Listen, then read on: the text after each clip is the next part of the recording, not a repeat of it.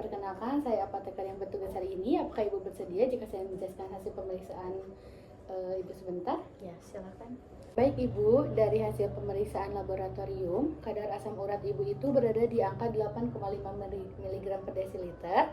Nah, nilai ini termasuk tinggi karena pada wanita ini kadar normalnya biasanya di bawah 6 mg per desiliter.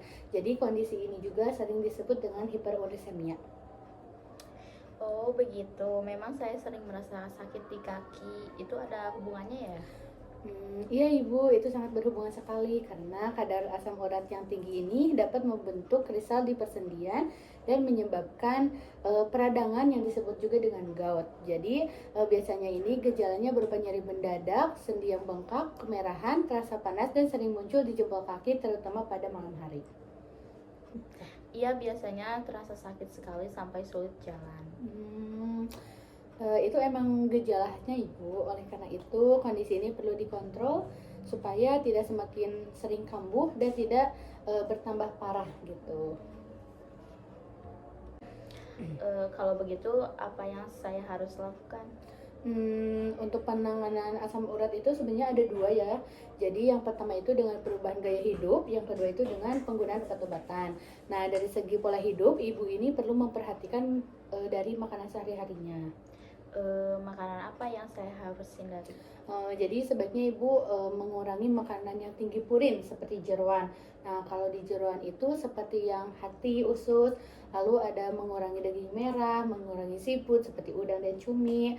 Nah, serta makanan berlemak. Selain itu, batasi minuman manis juga perlu dihindari karena bisa meningkatkan kadar asam urat. Tapi sebagai gantinya dari makanan berlemak, ibu ini bisa dianjurkan untuk memperbanyak konsumsi sayur, buah, serta memperbanyak minum air putih sehari sebanyak 2 liter. Nah, jadi air putih ini dapat membantu ginjal untuk membuang asam urat dari tubuh melalui urin. Kalau aktivitas bagaimana ya? Nah, untuk aktivitas fisik juga penting Ibu. Jadi Ibu ini bisa mulai dengan olahraga ringan seperti berjalan kaki, bersepeda, atau senam selama 30 menit sekitar 3 sampai 5 kali lah dalam seminggu. Nah, selain itu harus menjaga berat badan tetap ideal juga sangat membantu untuk menurunkan kadar asam urat. Kalau untuk obatnya bagaimana ya? Untuk pengobatannya biasanya itu dokter akan memberikan obat penurun kadar asam urat seperti obat allopurinol. Nah, jadi obat ini dapat bekerja dengan cara mengurangi pembentukan asam urat di dalam tubuh. Obat itu diminumnya kapan saja? Biasanya obatnya itu diminum 1 kali sehari setelah makan sesuai dengan anjuran dokter. Nah, yang penting diminumnya secara rutin meskipun ibu tidak sedang merasakan nyeri-nyeri. Kalau sedang kambuh, sakitnya bagaimana? Jadi jika sedang terjadi serangan nyeri, dokter itu dapat memberikan obat seperti colchicine atau obat antiinflamasi. Nah, jadi untuk mengurangi peradangan dan nyeri, obat ini biasanya diminum saat serangan saja dan sesuai dengan petunjuk dokter saat diminumnya. Apakah obat itu bisa diminum terus-menerus?